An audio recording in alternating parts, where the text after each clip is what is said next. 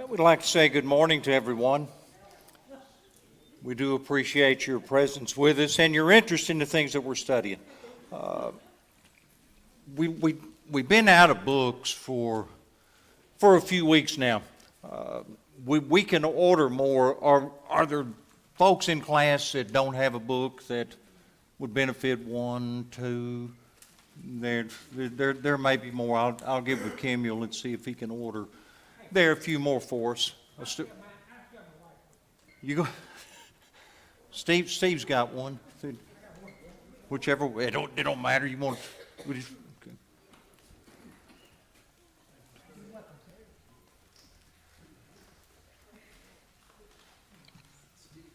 Yeah, Kimuel's got another one. I think Mike Weaver, he's got over there, Kimuel. And I don't know what their minimum order is. We might get a handful more just to have them. Books always disappear. I've never known if they evaporate or it's just mysteriously vanish. But we started with 75, and I thought that's going to be more than plenty. And it started off being more than plenty. And as folks are in and out, some folks move from being in a class to teaching other classes, and they take their books with them. Sometimes visitors get a book, they leave, and that's great. I mean, running out of books is not a teacher's worst nightmare. Beginning the class and your stack is as big as it was, 10 weeks into the class, that's a problem. That's an issue there. Before we begin, let's pause for a word of prayer. Our Father in heaven, for the good night's rest that we've enjoyed, for this new day that has dawned for us this morning, we give you our thanks. We're so thankful, Father, for the blessing of coming together to study from your word. Help us, Father, as we engage in this study this morning. Help us to take the things that are true to our hearts. Help us, Father, to always hide your truths in our hearts, and help us, let it be our light from this world to the next. It's in Christ's name we pray. Amen.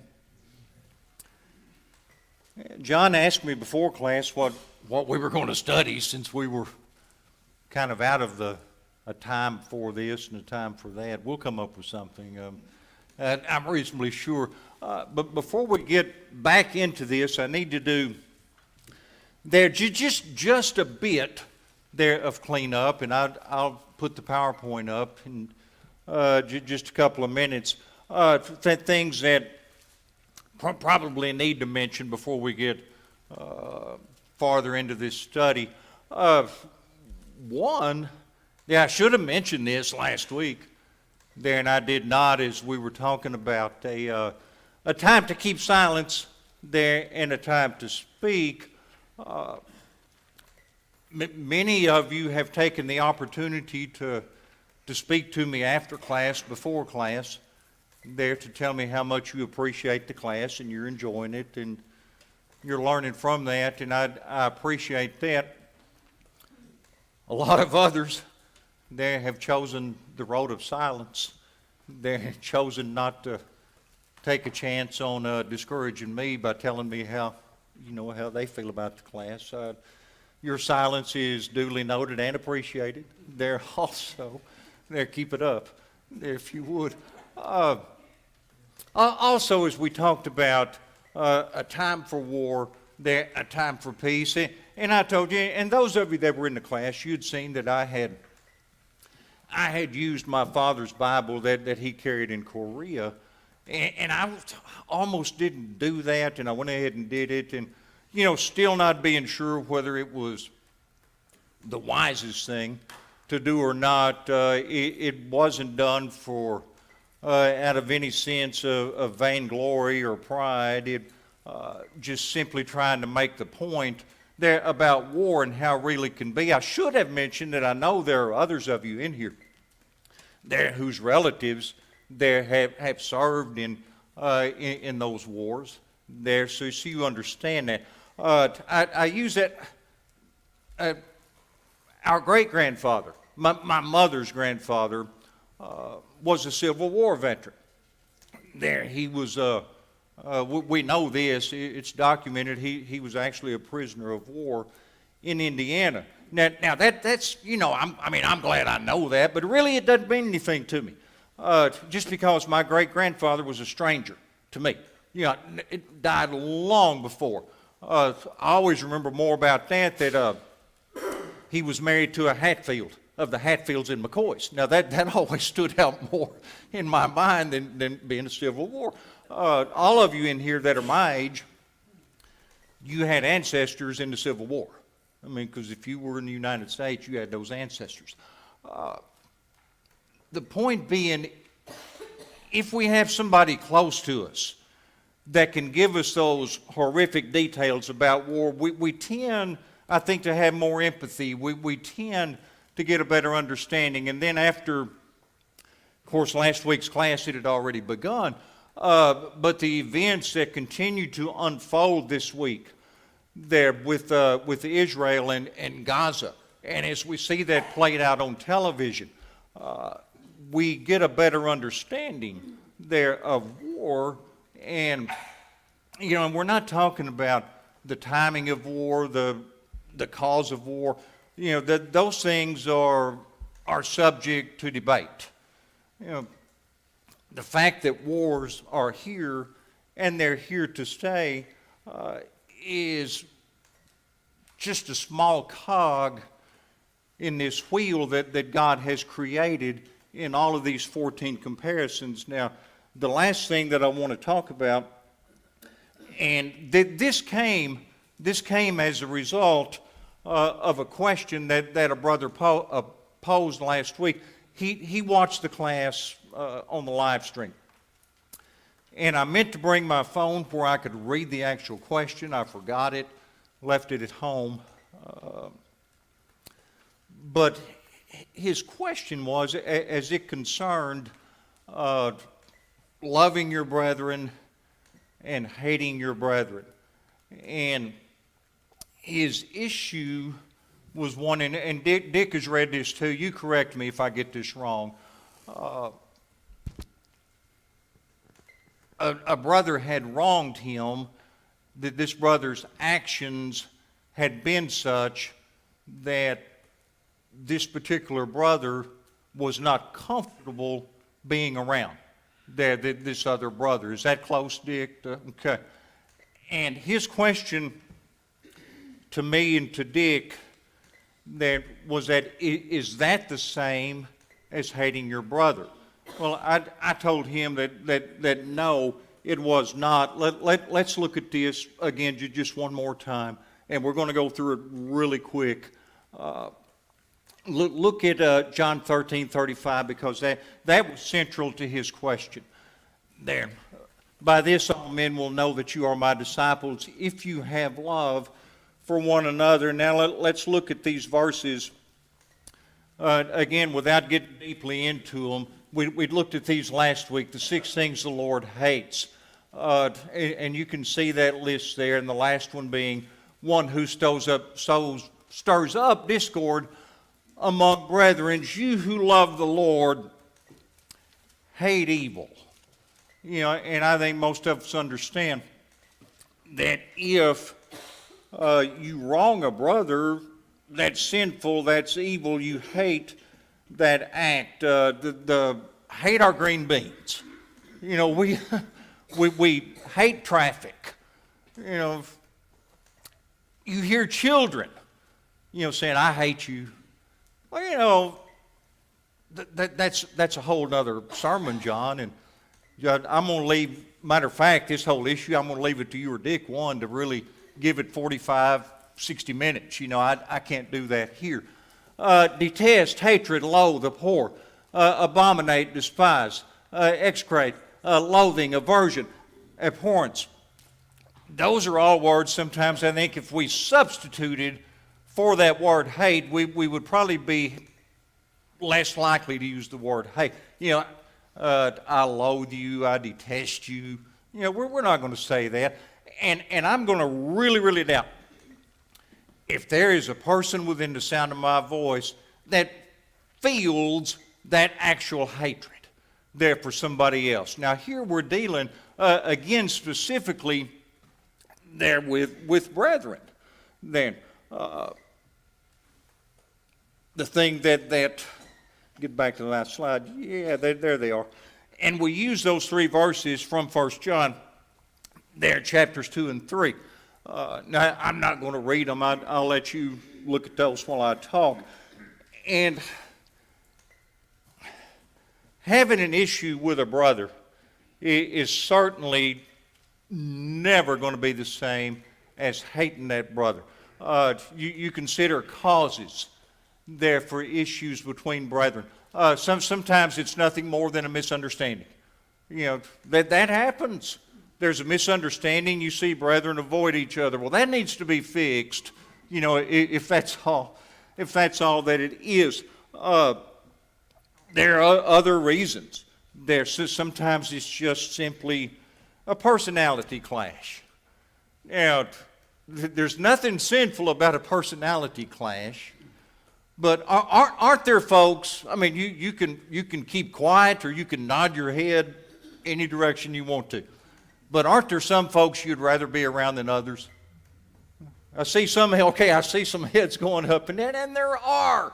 That does not mean you hate the other ones. It does not mean that you don't even like it. It simply means personalities are different. It's easier to get along with some folks than it is others. More in common with some folks than you do others. That does not involve hate. There can be doctrinal differences there amongst brethren. Now, I have worshiped with brethren that I had doctrinal differences with. A lot of you have too. There, we may be doing it right now and just not be aware of it. And that you would rather not keep close contact. I'm not talking about studying these differences. That's a whole other issue. I'm talking about the strife that can exist. It doesn't constitute hatred. One thing that we need, though, I think, to understand, and this is what we're dealing with in this circumstance, a personal issue of some sort. This brother or sister has offended you or sinned against you. That's the issue at hand. And that was the issue that was troubling this brother that sent the question. Jesus dealt with that, Matthew 18:15 through 18. If your brother sins against you, go and tell him his fault between you and him alone. If he hears you, that's important. If he hears you, there you have gained your brother. But if he will not hear, take with you 1 or 2 more, that by the mouth of 2 or 3 witnesses every word may be established. And if he refuses to hear them, tell it to the church. But if he refuses to even hear the church, let him be to you like a heathen and a tax collector. And Jesus did not say, and it's okay to hate that brother, because it's still wrong to hate that brother, even in that circumstance. Now, this brother told me that he had long since forgiven this other brother for the offense. But he also said to me that the brother that caused this offense never repented of this. He still conducted himself in the same way, still the same actions that caused the strife to begin with. So it's better for him not to be around that brother, and I agree with him. I agree with him. That's not hating your brother. That's we'll just call that keeping the peace there, because really, at the end of the day, that's what you're doing. If you've done all you can do with this brother, and he still is going to be where he's at, you're in the good right there. Go on and live your life. Give praise to the Lord for his goodness, and pray for the offending brother. Okay. That's all I had here. Again, I just felt like I needed to. John. Well, I had somebody talking about this also after the class. And one of the things that came up was Psalm 139. And I just wanted to get says his enemies take God's name in vain, and he ends up saying, I hate them with perfect hatred. I count them my enemies. I just wanted to get your thoughts on that. Yeah, my thoughts won't settle that issue. You know, if the Lord considered that sinful, you know, then David was guilty of sin. That wasn't the only sin David had in his life. You know, if that was, you know, he had more than he would have liked to have owned up to. Hatred that, you know, and Dick and I talked about this after class last week. Hate can also mean simply loving less. You know, hating your father and mother. You know, that doesn't mean you hate them, means you love them less than you love the Lord and His truths. Now, John, where David fits in there, I honestly don't know. Did you have an opinion, or are you just stirring a stick, or are you just trying to put me on the spot here? Where's Scott? He usually fills that role. I have an opinion, but I'm neither a scholar nor a son of a scholar, so. Or been accused of being one either? Yeah. But personally, I feel like his hatred is based upon those who are disrespecting God, not hallowing God. I don't think he hates their souls. I think he hates what they're doing. Their actions. And again, remember Sermon on the Mount, you know, the Lord said, and we used this scripture last week, I think, you have heard it said that hate your enemy and love your brother. But she said, but I say unto you what? You shall what? You shall love your enemy. So, I don't know, maybe David needed that admonition. I think you're closer to the correct scenario. He didn't like to be around people that use the Lord's name in vain. Almond? I want us to look at a New Testament passage that we used Wednesday night, which is Romans 12:9 and 10. It uses love. It does not use hate, but at least it indicates what love must be like. So if that's the ideal, love and not hate, then this is what everybody should be trying to do. He says, let love be without dissimulation or hypocrisy. It's got to be genuine love. Then he says, abhor that which is evil, which is the opposite of that. Cleave to that which is good. Be kindly affectionate, which throws together two Greek words meaning love. One to another with brotherly love added. Now, here is the clincher. In honor, preferring one another. The Lord tells us to put all other people before our own interest and really work for their good. Now, if one can't do that, he has to deal with why he can't do what the Lord wants him to do. I like that idea of, I appreciate the fact that you brought that up, of the genuineness of that love. No hypocrisy tied in. I was in high school, a song really, really popular there during that time. Smiling faces sometimes tell lies. You know, now some of you remember that song. And that's the point here. You know, the smiling face is great, but if it's not genuine, you're working with a lie. Let's, Teddy, I wanted to add something about speaking about war, etc. My brother, who was 12 years older than I, served in World War II. He didn't kill very many people because he was a radio guy running radio wire and maybe getting shot at and seeing the tremendous artillery. But anyway, that's beside the point. He moved down here in 1946. He died in 2010. Now, even though he himself had not really killed anybody knowingly, although he shot at a couple of guys, he didn't like talking about the war. yes. And those who, he had seen a lot. He hadn't done a lot himself, but a lot of those guys had done a whole lot in almost every war. Most veterans do not want to talk about the war unless in old age they need to write a book.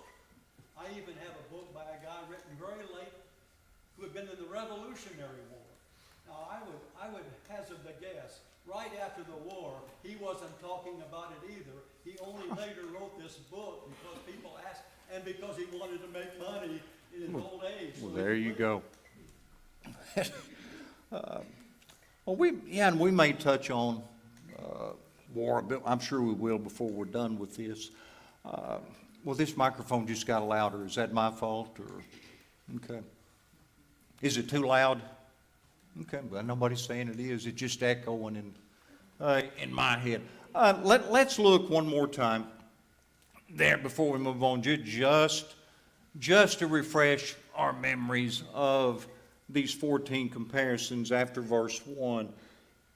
From the King James, to everything there is a season and a time to every purpose under the heaven, a time to be born and a time to die, a time to plant and a time to pluck up that which is planted, a time to kill and a time to heal, a time to break down and a time to build up, a time to weep and a time to laugh, a time to mourn, a time to dance, a time to cast away stones and a time to gather stones together, a time to embrace and a time to refrain from embracing, a time to get and a time to lose, a time to keep and a time to cast away, a time to rend and a time to sow, a time to keep silence and a time to speak, a time to love and a time to hate, a time of war and a time of peace. With that first verse, again, to everything there is a season and a time to every purpose under the heaven. Back when we began this third chapter, there I talked about this old record from 1965. The birds turn, turn, turn. Unfortunately, that's probably where the bulk of the world learned these words from the book of Ecclesiastes. Now, again, think of that turning as the world, as it keeps turning.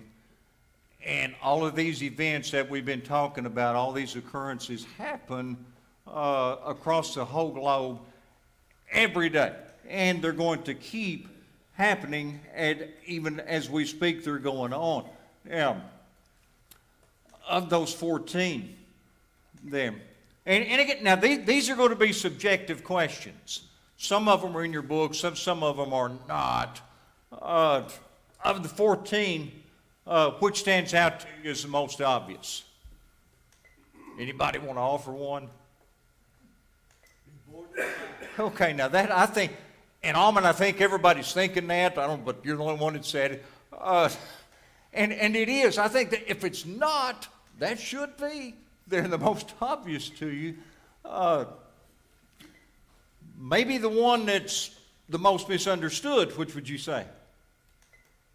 I'm going to say it's the same one. I'm going to say a time to be born and a time to die. Love and hate that we spend so much time on. That's also misunderstood. I think this because of the notion that you're not going to die until the Lord has already designated your time to die at the time you're born. And until that day comes, you're not going to. I see brethren posting things on Facebook that support that notion. That makes me nervous. Now, it does. Which I see a lot of things on Facebook that make me nervous. They're by brethren, and I will have to say that's probably the least, of the things that I see brethren post that they should not. Maybe one that is not so obvious. Again, these answers are subjective. Every one of us can read this list of 14 and come up with different ideas. I'll leave it to you. My first thought, gathering stones, casting away stones. I had to give that some thought there as I studied this. Almond? That was mine too. That was yours too. Look at there. Somebody write this down. There, Almond and I, perfect agreement or something. It'll happen again before this class is finished, I'm sure. We listen. We agree 99.5% of the time. There, the things we don't, we talk about after class, and we're good. I hope you're not a false prophet there. Well, hope being desire with expectation. I know your hope is there, your desire. The expectation, I don't know. We'll see. Which one do you struggle with the most? Eddie, I'm sorry? Jane? keep the time to throw away.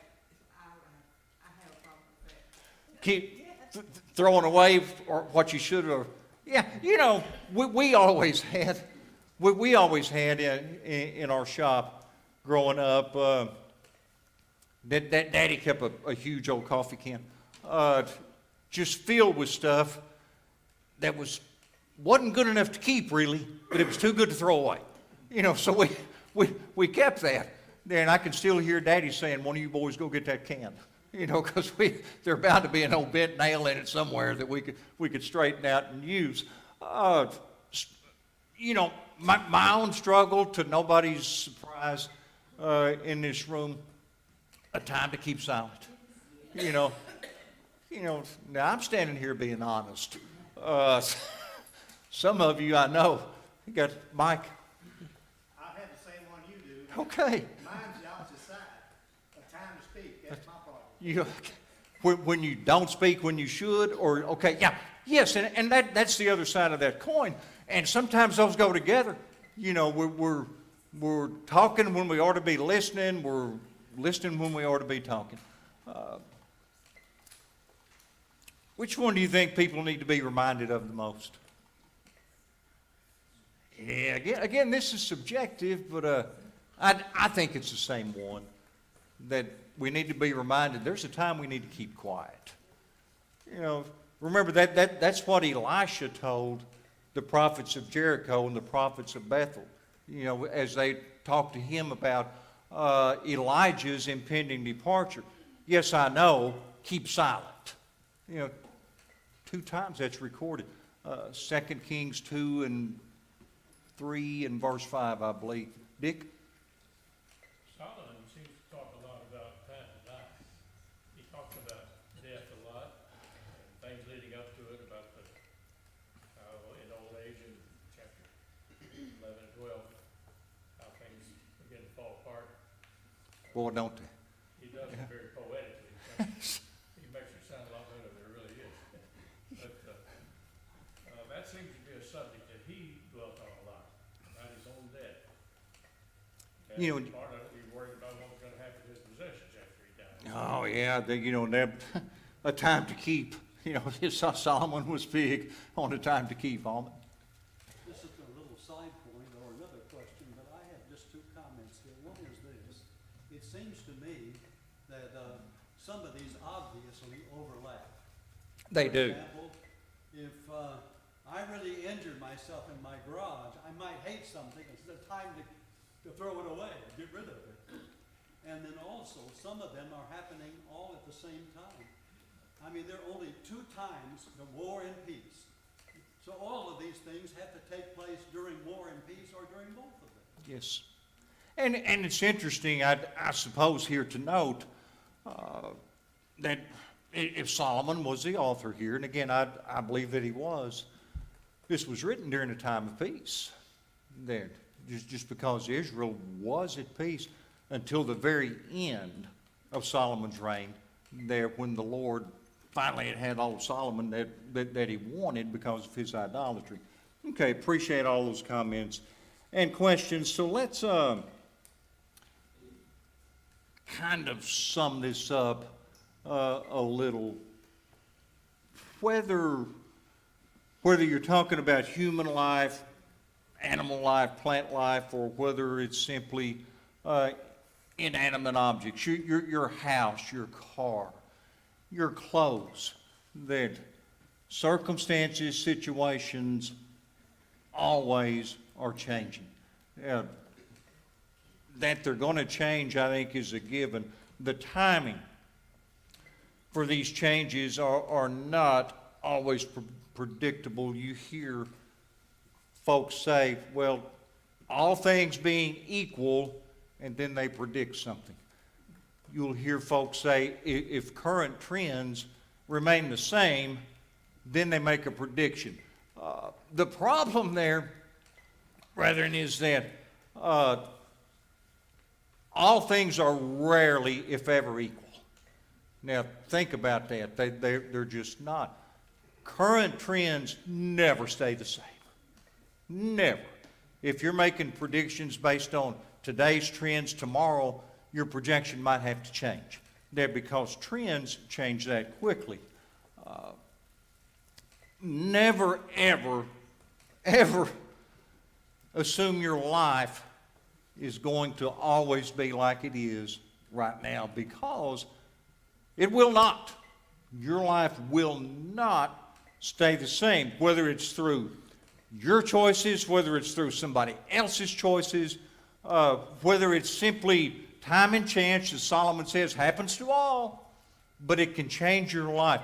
Think about this. When you hear a siren, somebody's life has changed. Then somebody's life has changed when you hear that. Probably not something that they anticipated, probably not something that they had planned for, but that change is there. This is normal. Then this is normal. Then it's how it's been, it's how it's always going to be. And most importantly, we understand that this is God's way. Okay. Comments, questions anywhere here? Okay. But time to keep silent. I'm sorry. I said Genesis 3, God cursed Adam and the ground, etc. And so this is not the Garden of Eden anymore. You know, now I think I made a similar point weeks, months, seemed like years ago maybe. The world Solomon lived in was not the world that Adam and Eve lived in prior to their fall. That Solomon lived in a wicked world. That Solomon helped create wickedness there in the world. There, again, a completely different world. It's a good point, Almond. Now God said, in sorrow to Adam, you're going to do this. But now, what Solomon is trying to find out, how to have joy and enjoyment in the human predicament, as verse 9 and verse 10. Which we're just about to get, yeah. How to have that, even in a world that God said would be a world of sorrow. Well, let's just look at those. Those questions there, and we see this, you know, this is a repeated question there of Solomon. What profit is there to the worker from that in which he toils? Now, as you read that, don't look at that necessarily as Solomon beginning a brand new thought. He's continuing. He's continuing here these first 8 verses and thoughts from there.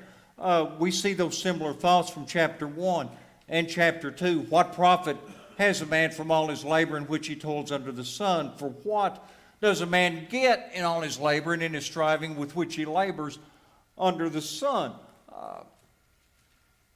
That question, what's the profit there? What do people really get for all their hard work? And this is an answer we've given before in this. They get nothing for it. Without God in their lives, there's nothing there. What's the purpose? What is behind this? Look at verse 10 there as it continues this sentence. Then, I have seen the task which God has given the sons of men with which to occupy themselves. Solomon observed that. Solomon recognized that. And still, they're left with this question, a rhetorical question, perhaps. I'm certain he wasn't asking, hoping somebody would give him the answer. Maybe he would give it there to someone else. Take a look at verse 10 as a standalone. That I have seen the task which God has given the sons of men with which to occupy themselves. That task is what? It's working. That's the task that God has given. So you already see a difference here in chapters 1, chapters 2. Chapter 1 dealing there with the vanity. Everything's vanity. Everything's useless. Everything is futile. Chapter 2, again, along those same lines. You know, what's the use there? Here, Solomon finally interjects God there into this equation that, as he says, you know, this is a task which God has given. This is about perspective right here. The perspective from chapter 3 as opposed to chapters 1 there and chapter 2. Then, to work is a God-given expectation of man. Now, and consider the verses that Almond mentioned there just a couple of minutes ago, there from Genesis 3, 17 through 19, there, where Adam there was given this because of his fall, because you have listened to the voice of your wife, and have eaten from the tree about which I commanded you, saying, you shall not eat from it. Cursed is the ground because of you. With hard labor you shall eat from it all the days of your life. Both thorns and thistles it shall grow for you. Yet you shall eat the plants of the field. By the sweat of your face you shall eat bread until you return to the ground, because from it you were taken, for you are dust, and to dust you shall return. Now, let's understand, though, that Genesis 3 does not begin there man's work. Then, no, he was expected to work before the fall. Then, look at chapter 2 of Genesis and verse 15. Then the Lord God took the man and put him into the Garden of Eden to cultivate it and to keep it. Part of the job that he had after the fall, except it was just a lot harder job, there apparently, maybe there weren't thorns and thistles there before. They sure came after. I've got two hands. Shane Carroll, then I'll get you, Dick. God made all things beautiful in his time, but man can't comprehend it. And that is the truth. He can't. I'm glad you mentioned that. We're going to talk about that probably more than we should. You know, like everything else I bring up, Dick. Yeah, you were drawing a distinction between the first two chapters and third. We've got to keep in mind that Ecclesiastes has to be taken as a whole. It's not like Yes. Proverbs, where almost each proverb is a standalone sentence or sermon in and of itself. But Ecclesiastes has to be taken as a whole, and the whole book is inspired, but it might raise the question, is everything in it inspired truth? And that depends on where in Solomon's life That's right. he was at the time he made some of the statements he made. And That was what he thought at the time. He's not necessarily saying, this is the way it is. And that's right, you know, and I'm glad you've reminded us of that. I've mentioned it, I don't know how many times in class or alluded to it, that much of this, you know, is simply Solomon's observations. You know, it was as he's seen this, you know, and again, doesn't necessarily mean that that's going to be like it is for all of us. Let's also look at verses 19 and 20. You know, and this wouldn't seem like work to a lot of us, I suppose, but I think the job, you consider the enormity of it. Again, before the fall, Adam was given the job of naming all the animals. There, saying, you know, I don't know, I've wondered about that. You know, this is a giraffe. Well, you know, I don't know. You know, he did it. He did it. He went through them all. I seen a couple of hands. I thought, Almond, now I'll get you, Dick. Well, first in verse 9, what prophet? He is now raising the question, how do all these differences or opposites really work? Okay, in verse 10, I don't think verse 10 is talking about man's ordinary labor. This is the context of travail. This is a world of sorrow, etc. And that's a given. And so if we find any joy, we've got to be able to find joy in a world of travail and not ignore that. And I'm not nor. So in verse 10, he gets back to verse 1 now to explain this thing in a positive way.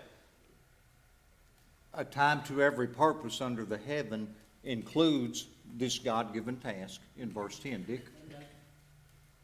Solomon raises some perplexing questions in the first few chapters that kind of blow picture, the brighter it gets. You can understand better. That's part of his evolution through the book. And it is.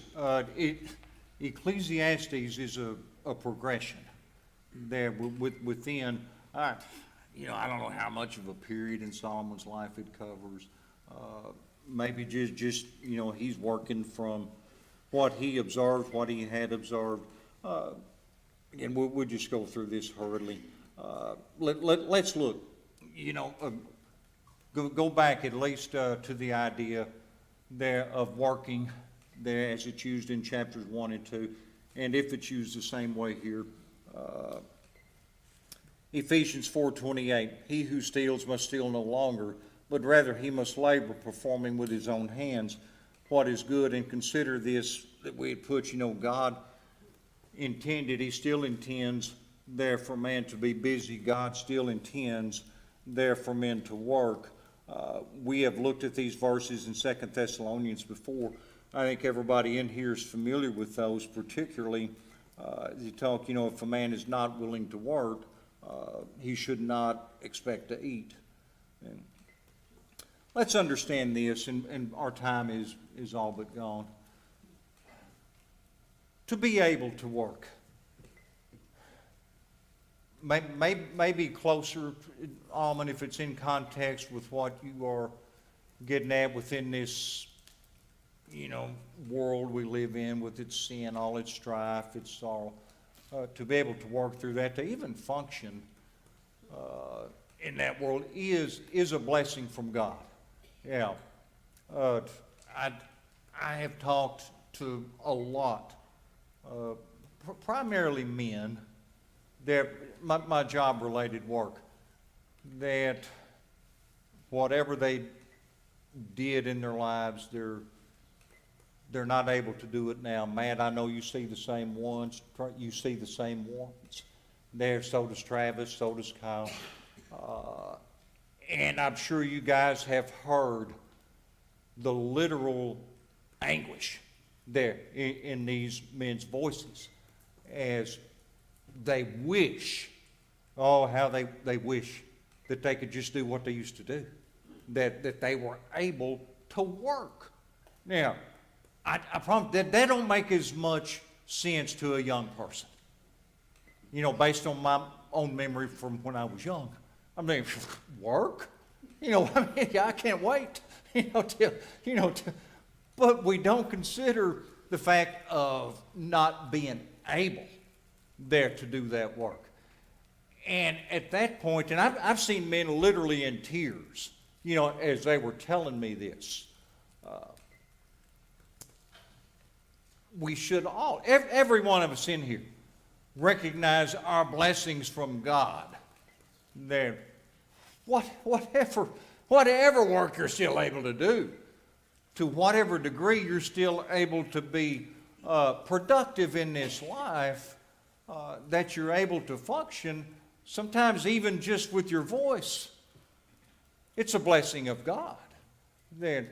And that is a lot of Solomon's point here. Almond, you can close the class up here. Now, in this matter of Solomon, we don't know much about Adam and Eve at all, but we do know in chapter 4 that one son murdered another son. And this comes up, why does God permit murder in this world? I'm going to die, but why did he allow this murder to take place? And we're not told he did that, but that's a very natural thing. And all of his ordinary labor, the rest of his life, was under the cloud of one son murdering another son. Now, we don't know, he said vanity of vanities, all is vanity, but he might have said so if he had been of the attitude of Solomon. And that is true. That is the truth. Every man has his choice in life. So say that again, Jane. Every man has his choice in life. Jane said every man has a choice in this life. You can do it or not do it. Adam and Eve, for that matter, had no control over Cain's actions. They had control of how they chose to react to it. And and Almond's right. We know essentially nothing about them after this. I mean, we know how long Adam lived. We know that Seth was born, and it was through that lineage there that we have the Lord. Okay. Appreciate the comments, questions.